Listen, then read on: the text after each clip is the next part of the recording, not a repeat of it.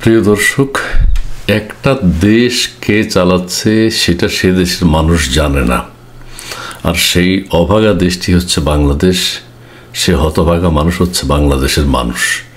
বাংলাদেশের মানুষ এখনো বুঝতে পারছে না গত 6 মাস যাবৎ বাংলাদেশ আসলে কারা বা কোন দেশ বা বিদেশি কোন শক্তি এই দেশ চালাচ্ছে। দেশের জনগণ বুঝতে পারছে না। মানুষ ভাবছে, সাধারণ মানুষের মধ্যে এক ধরনের উৎকণ্ঠা বিরাজ করছে।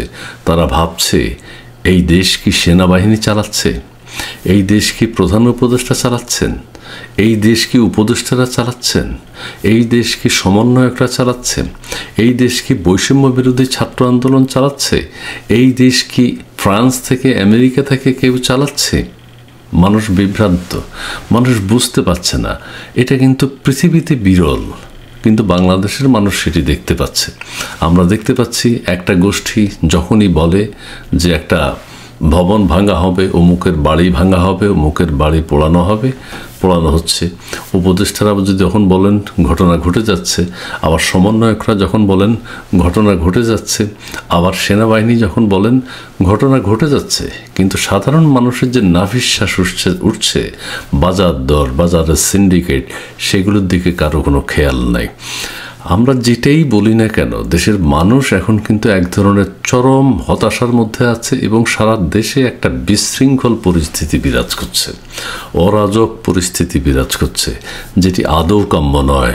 প্রত্যেক মানুষ ভেবেছিল ঠিক আছে, আওয়ামী লীগ সরকারের পতন হয়েছে, যারা দুর্নীতি করেছে তাদের শাস্তি হোক, আইনের আওতায় আনা হোক, সঠিকভাবে আনা হোক। এখন যে অপারেশন ডেভিল হান্ট শুরু হলো, এটা কাদেরকে নিধন করার জন্য?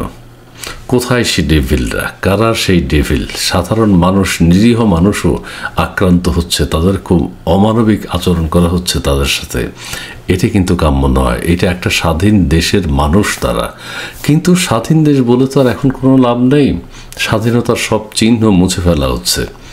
যাই হোক, আমরা আওয়ামী লীগ বুঝি না, বিএনপি বুঝি না, জাসদ বুঝি না, জাতীয় পার্টি বুঝি না, জামাতে ইসলামী বুঝি না।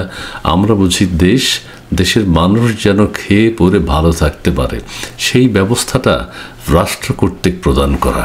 কিন্তু রাষ্ট্রের মানুষ বিভ্রান্ত।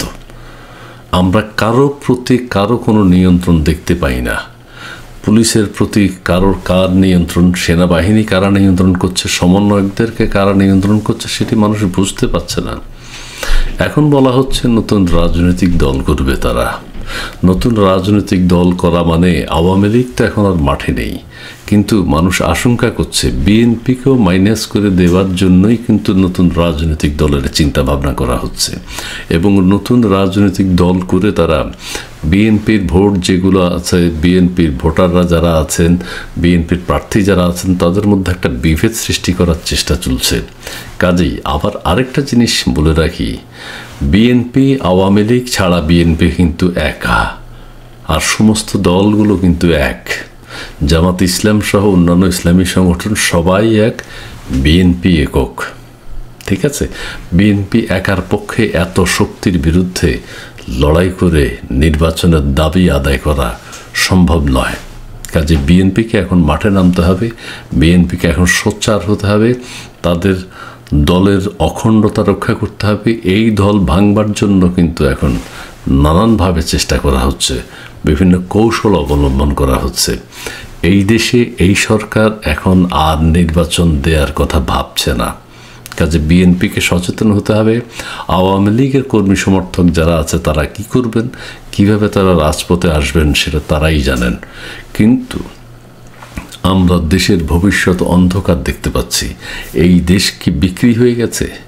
এই দেশ, ওই যে শুরুতে বলেছিলাম, কারা চালাচ্ছে, কে নিয়ন্ত্রণ করছে, এটা কিন্তু দেশের মানুষ বুঝতে পারছে না। কাজে বলা যায় দেশের মানুষ এখন হতাশায় আছে, দেশের মানুষ এখন বিভ্রান্ত, দেশের মানুষ এখন কাকে সমর্থন করবে, কাকে সমর্থন করলে দেশের জন্য মঙ্গল হবে, এটা মানুষ বুঝতে পারছেন না। ডক্টর ইউনূস সাহেব নিজে কোনো কথা বলেন না। নিজে কোনো কথা না বললে তার হিংস্রতা আরও বেশি প্রকাশ পায়। তিনি আসলে কি চাচ্ছেন, কি ভাবছেন, দেশের মানুষ গত 6 মাসে বুঝে গেছে। তার কাছ থেকে তিনি যখন কথা বলেন, একদম ছেলে মানুষের মতো কথা বলেন। তিনি কিছু জানেন না, কিছু বুঝেন না, কিন্তু কিছু দেখেন না। তিনি দেশে কি হচ্ছে তিনি দেখতে পাচ্ছেন না। মানুষের মধ্যে হাহাকার তিনি বুঝতে পারেন না, তিনি শুনতে পান না। যাই হোক, দেশের মানুষের মঙ্গল কামনা করি, দেশের মানুষ যাতে ভালো থাকতে পারে সেই প্রত্যাশা করি। দেশের মানুষের মধ্যে যে দেশাত্মবোধ আছে এখনো পর্যন্ত, সেটি যেন তারা লালন করতে পারেন। দেশের সশস্ত্র বাহিনী তারা যেন নীতি নৈতিকতার সাথে কাজ করেন, দেশের মানুষের সাথে আচরণ করেন। একটা সাধারণ মানুষকে পশুর মতো পিটাবেন, এটা তো হতে পারে না। ধন্যবাদ।